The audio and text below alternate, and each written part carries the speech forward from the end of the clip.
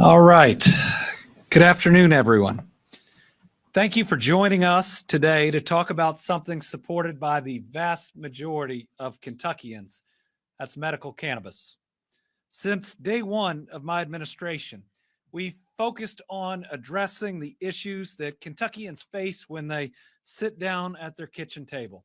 Issues like having a good paying job, giving your kids a world-class education, accessing affordable health care, and having the opportunity to live your life and prosper, to pursue the American, maybe even the Kentucky dream.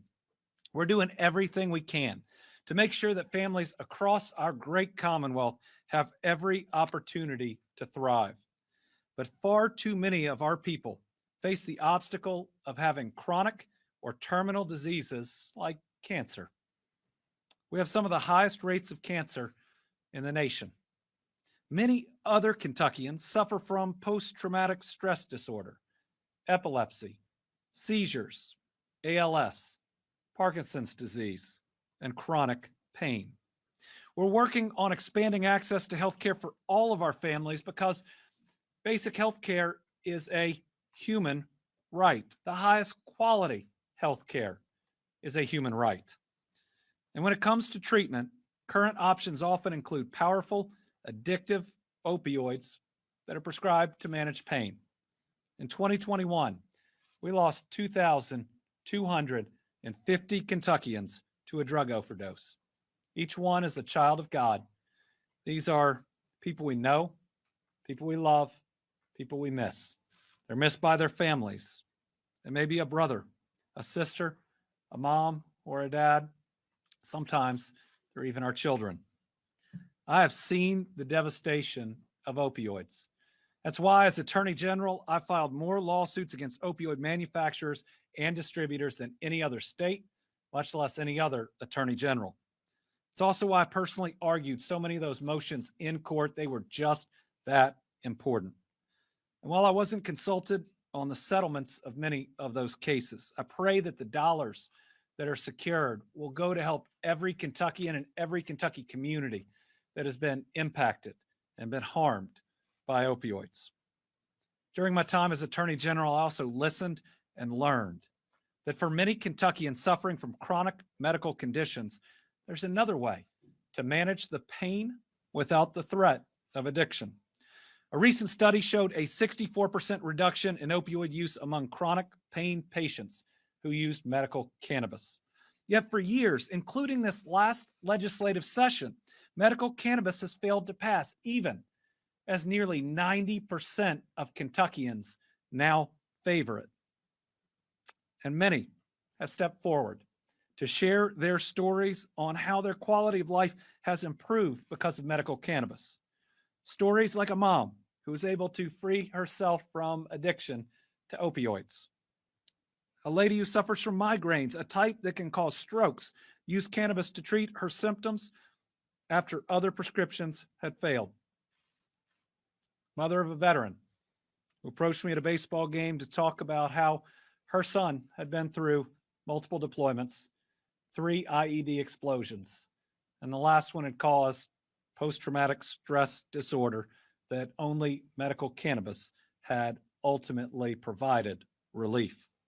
In a moment, you'll hear from some of those voices like Jared Bonville, a retired United States Air Force Master Sergeant, and Craig Manley, a small business owner of a construction company in McCracken County, who are telling their stories to us today.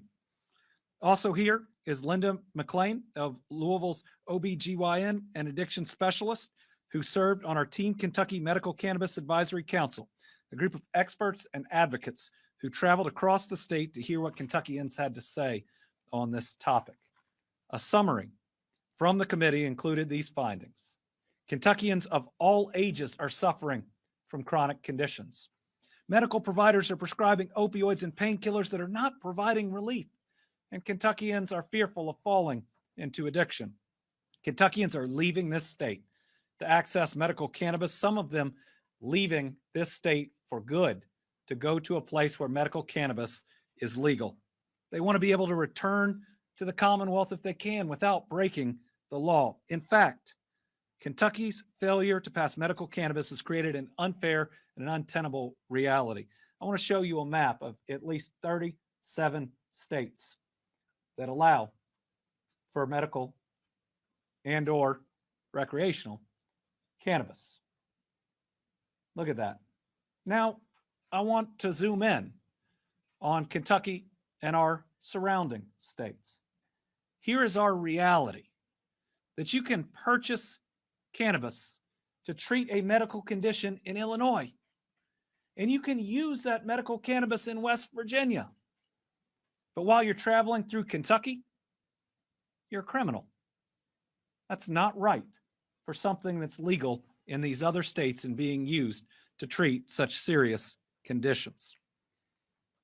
Finally, Kentucky military veterans on almost every one of these meetings explained the use of cannabis significantly easing PTSD. Attending the town halls, they emphasized the benefits.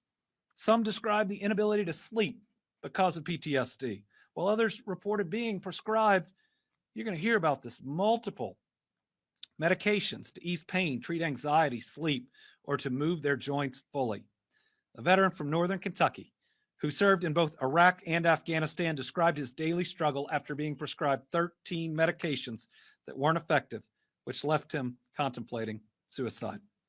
Today, we're joined by that veteran, Jared, who is here to tell us how medical cannabis has helped him. Jared, if you'd please join us. Thank you, Governor. Very welcome.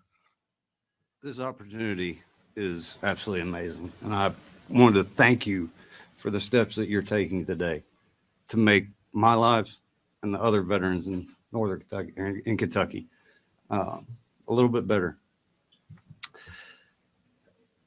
I was medically retired in 2014, and at that time, I was about 230 pounds on 13 medications on a cane. I kind of thought I had about 2 years left to live, 2-3 years, based on how fast my health was declining. And a friend of mine, a new acquaintance, pulls me aside one day. I'm having a bad day. He says, "Man, you need to smoke some weed." Now, I'm a former federal agent for the United States Air Force, okay? Deployments to Iraq, Afghanistan, it didn't make sense to me. One of my primary duties when I was with the Air Force Office of Special Investigations was investigating all the suicides that occur. And the common thread there was no hope. They didn't have any hope. They had been to doctors, they had been on medications, but they decided to take a permanent solution to a temporary problem. But that's what they believed. I believed it was bad at times. But then when I first started it, I started dropping medication after medication after medication. My mom looked at me and she said, "You've got your soul back." My daughter got her father back. I got healthy. I saw a future. But then I was faced with, now you're a criminal. It didn't make sense. And what I've seen between then and now in these 6 short years is a change of life that is just absolutely astounding. I know veterans that have gotten off of heroin, meth, any drug you can think of, and have turned their lives around with the responsible use of medical cannabis. To me, it's a wonder drug. I don't even call it a drug, it's a plant. So thank you, Governor, for making a difference. Thank you. Thank you for your service. Thanks, sir. We should all thank Jared for his service and his sacrifice. He's an example that sometimes we return with scars on the outside and the inside, and it should be our job to repay their service with providing what's necessary. And that's what we're going to be doing here today. But next, we have a video message from Craig, our employer in McCracken County.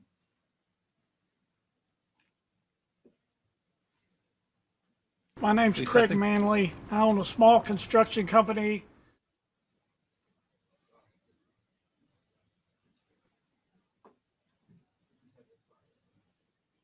My name's Craig Manley. I own a small construction company in Western Kentucky. It's called Manley Custom Contracting LLC.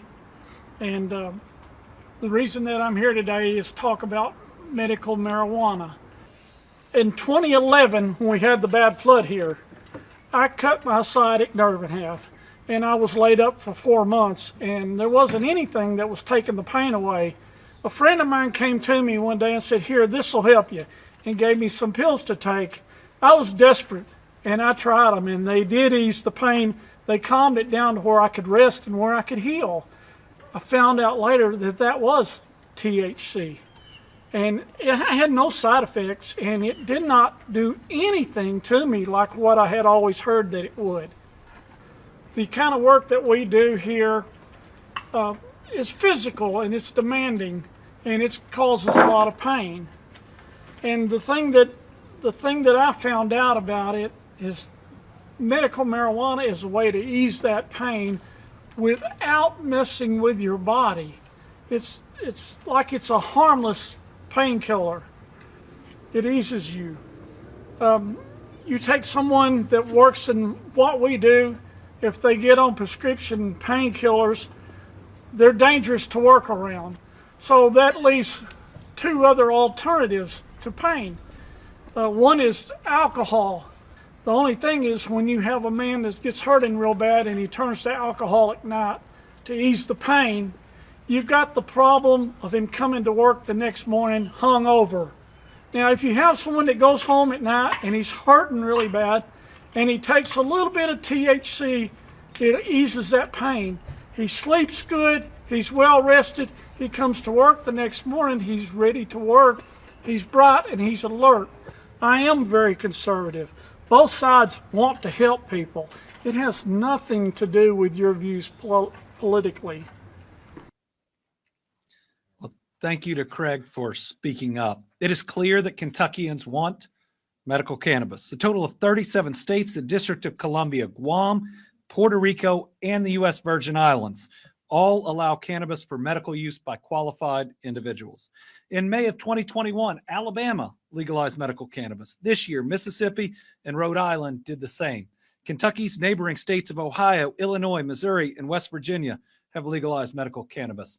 Those are red states. Those are blue states. It's not about red versus blue. It's about helping our people. So after hearing directly from Kentuckians over the summer, today I'm announcing 2 executive orders. First, I'm signing an executive order that will allow Kentuckians who meet specific criteria to possess and use small amounts of medical cannabis that is legally purchased in another state to treat specific health conditions beginning January 1, 2023. I want to be clear that there are several required conditions to qualify, and we can put them up. First, the cannabis must be lawfully purchased in the United States. In a state where the purchase is legal and regulated, you must keep your receipt. That's proof that you bought it at one of those places. Second, the amount a person can purchase and use at any one time must not exceed 8 ounces. That is the difference between a misdemeanor and a felony under Kentucky law. Each person must also have a certification from a licensed healthcare provider that shows the individual has been diagnosed with at least one of 21 medical conditions, which include cancer, multiple sclerosis, post-traumatic stress disorder, muscular dystrophy, a terminal illness, and others. You must keep a copy of your certification. A complete list of those conditions is included in the executive order, which will be posted on our website and social channels. We're creating a palm card for law enforcement so they can easily determine with each of these conditions whether or not they are met, and we believe we've set it up in a very clear way to where any law enforcement official can very quickly identify if they have been. Today's action means that Kentuckians suffering from these chronic and terminal conditions will soon be able to get the help they need without living in fear of being charged with a misdemeanor. In the second executive order, I'm taking action to make sure the state is regulating the sale of Delta 8. So Delta 8 contains THC, but at a lower level than marijuana. It is not a controlled substance in Kentucky nor under federal law, and a Northern Kentucky court has ruled that it is legal in Kentucky and enjoined any law enforcement related to it. But right now, there are no checks on how it's packaged and or sold. So we must establish a regulatory structure to ensure that Delta 8 is sold, packaged, and purchased safely in the Commonwealth. The structure can and will serve as a template for when the General Assembly fully legalizes medical cannabis. It means we can train our ABC officers. It means we can have the right regulations in place. And it means we can accelerate any timeline in the future when the General Assembly does the right and necessary thing to fully legalize medical cannabis. These are actions that I can take as governor to provide access to medical cannabis and relief to those who need it to better enjoy their life without pain. But let me be clear. Today's actions are not a substitute for much needed legislation. There are limitations on executive authority, and we are seeing those here today. Because of those limitations and the need, I'm sure that there are some that will say our actions don't go far enough, or maybe they go too far. What we're trying to do is take a measured step to help those that are struggling while ensuring they can purchase from a safe and reliable place. And ultimately, nobody should feel like a criminal when they can legally purchase it in one of our neighboring states and use it in another. So I'll be working with and pushing lawmakers this upcoming session for full legalization once again. It passed the House the last several sessions. It's time that it passed both the House and the Senate. And if it's passed in a way that helps our people, we'd be able to rescind these executive orders because the legislation would take its place. Let me also add that the orders are flexible. I've met with leadership from both the Fraternal Order of Police and the Kentucky State Police, and I've pledged that we'll work with them to address any unforeseen consequences that can be done as simply as amending the executive order. But legalizing medical cannabis will not only further support those suffering from chronic illnesses, it would also support our farmers. Full legalization. It would create job growth. Again, full legalization of medical cannabis. Our economy is ready for this new industry. We've already seen record-breaking economic growth and jobs being created over the last 2 years. We've seen the largest general fund surplus in our history, actually the two largest. Record low unemployment rate for the longest stretch in our history, and for the first time in my lifetime, we've led the Commonwealth in job growth, not one, but two consecutive. We've led the country in job growth, not one, but 2 consecutive months. We've seen a lot of economic success, but that comes with the responsibility to help everybody in need. That's what we're doing here today. So before I sign these 2 executive orders, I want you to hear from Secretary of the Public Protection Cabinet, Ray Perry, the Justice and Public Safety Cabinet, Secretary Kerry Harvey, and Dr. McLean. Secretary Perry.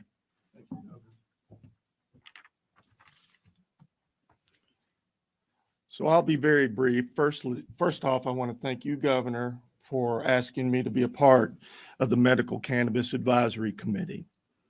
It's an honor to serve on this committee, and it has allowed me to hear many impactful and personal stories of people suffering from various conditions.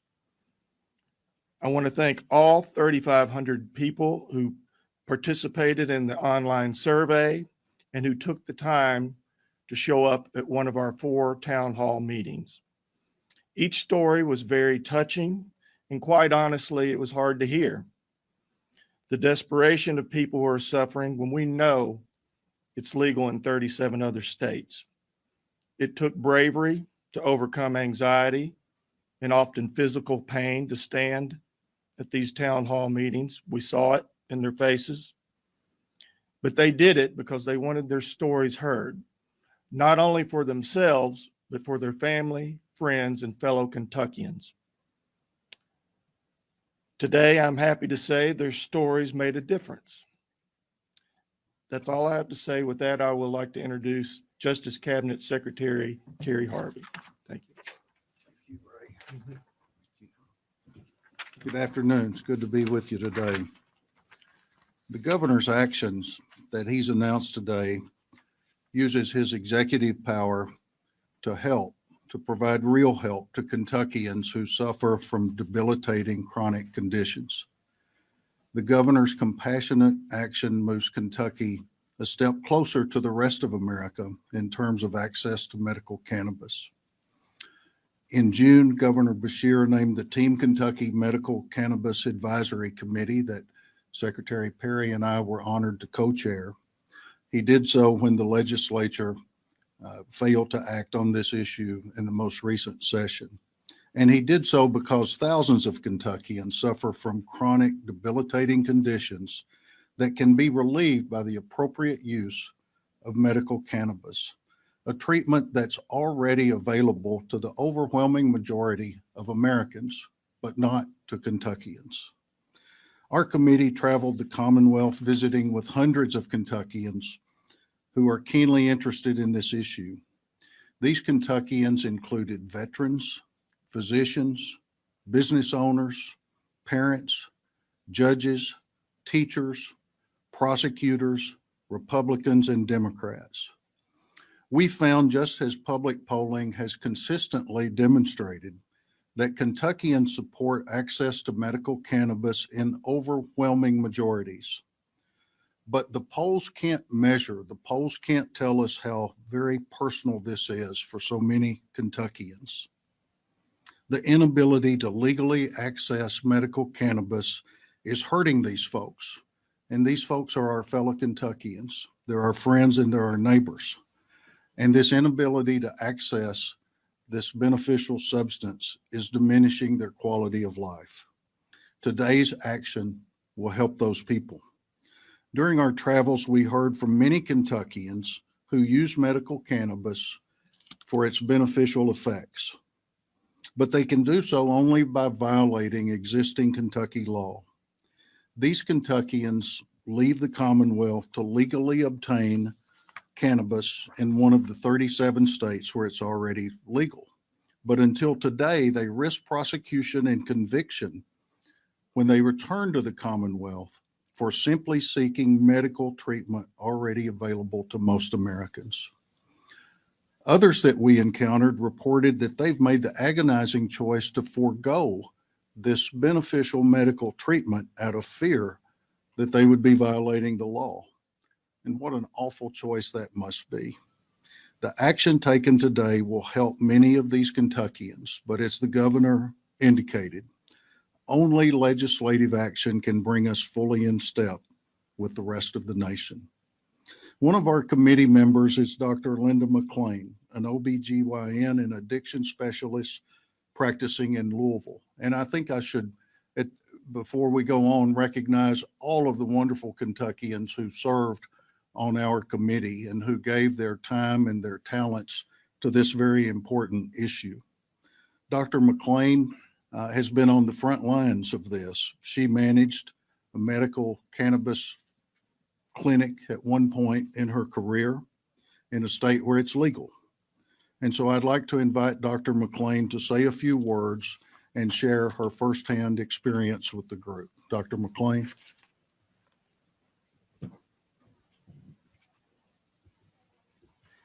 Good afternoon. Thank you for coming. It's a great day for Kentucky.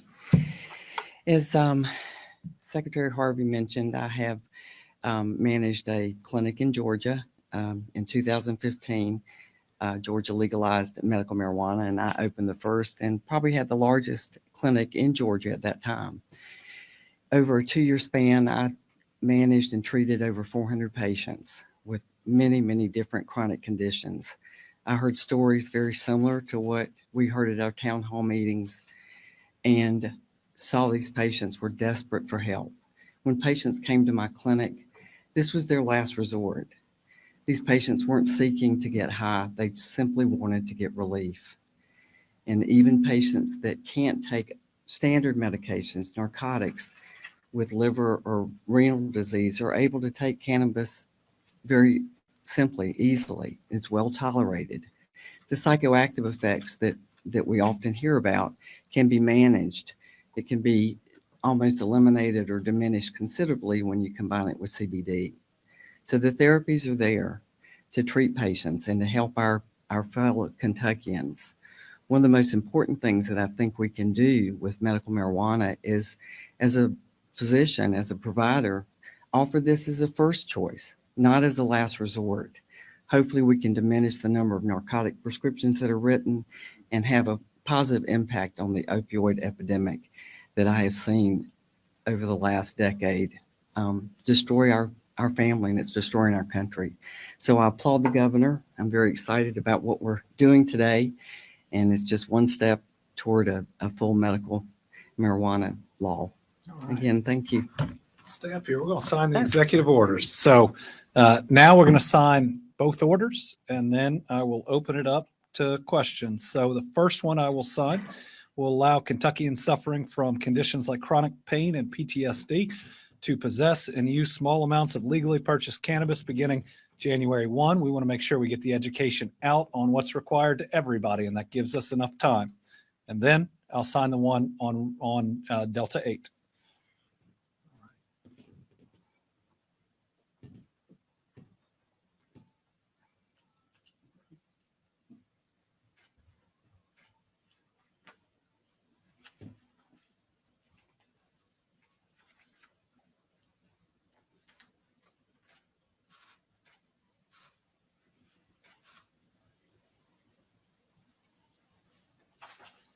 Make you sign 2 copies.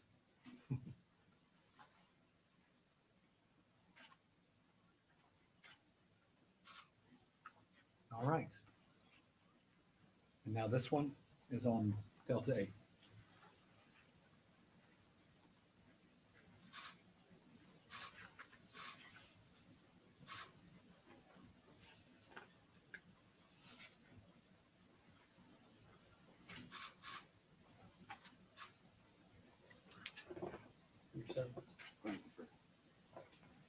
And your expertise. Thank you, Governor. Thank you. Thank you, Governor. Thank you. All right, thank you all.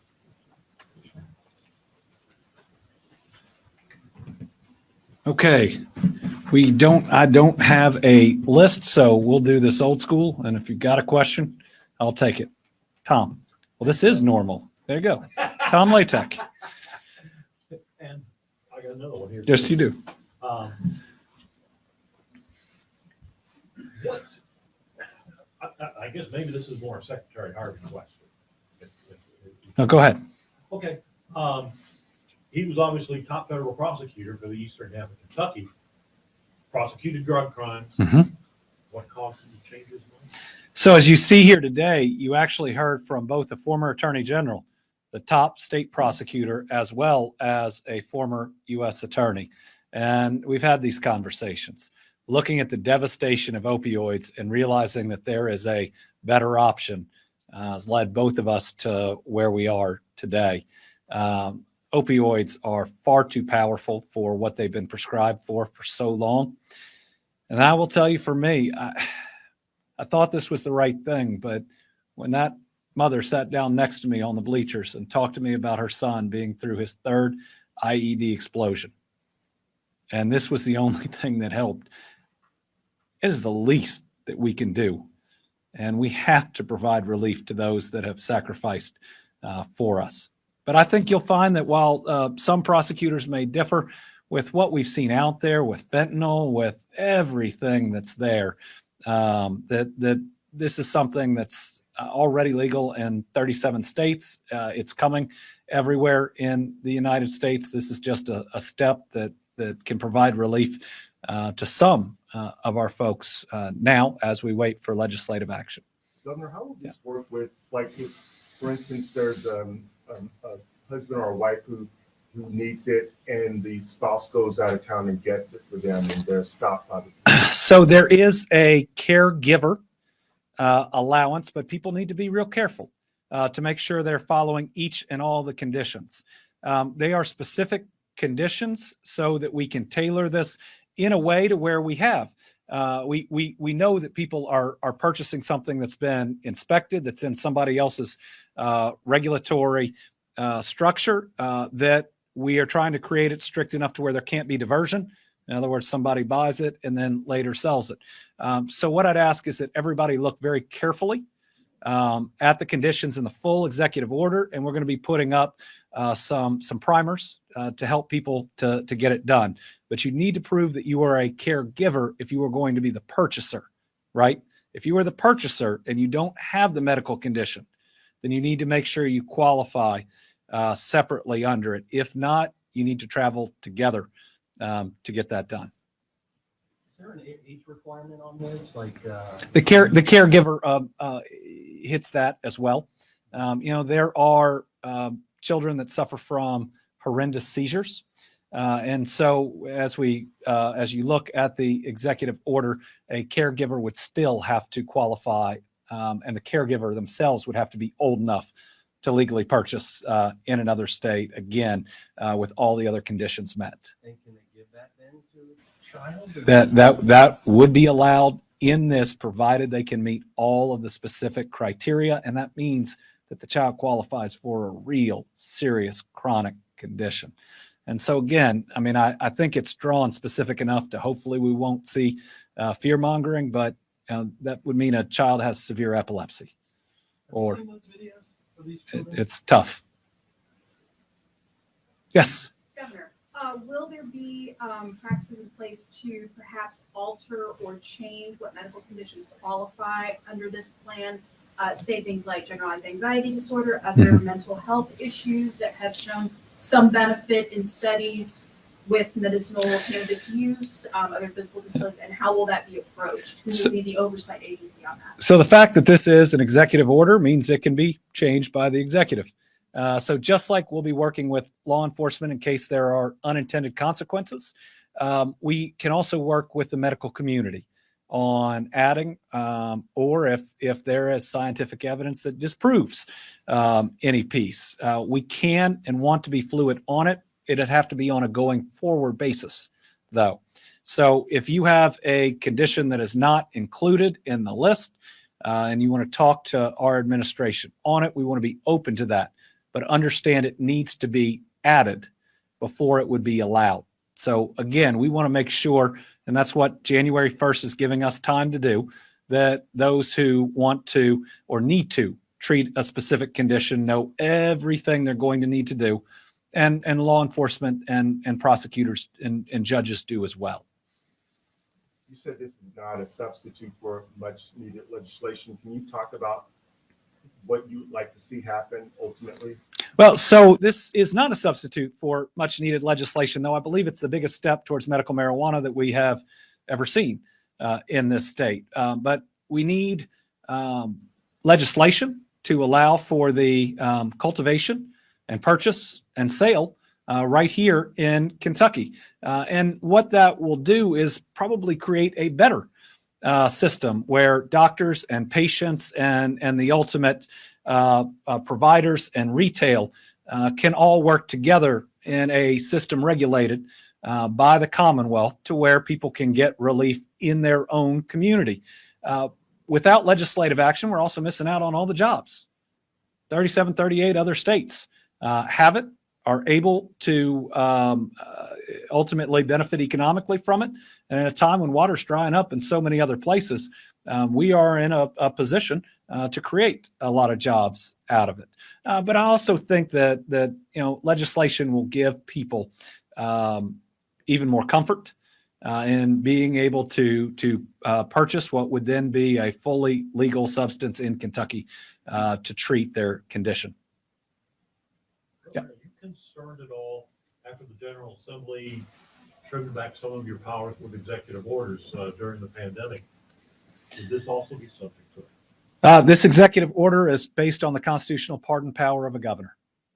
They would take a constitutional amendment to alter or change that authority. What about like secondhand smoke and like people, like if you work for some companies, if you have an accident, take a drug test, and if you live with somebody who's using medical marijuana, I guess.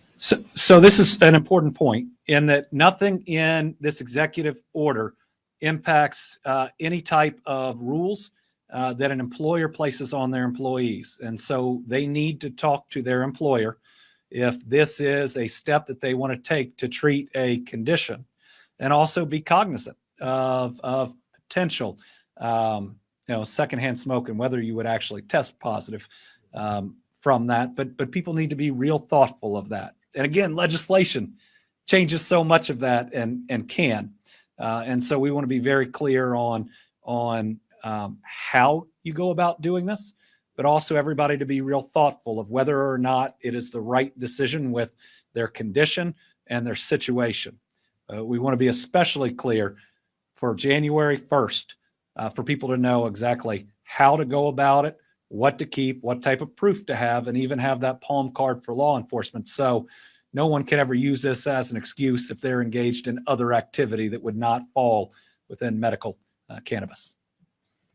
Have you spoken, since he's been a sponsor of the bills that have cleared the House, you spoken to Representative Jason Nemus about this, and perhaps Senate leadership, since that's kind of where it's come to a halt? I've not had the opportunity yet to discuss this with Representative Nemus. Certainly it is within executive action and authority to take the step. But listen, I hope he, again, files his bill. We were supportive of it. We pushed for changes. We got some. We didn't get others.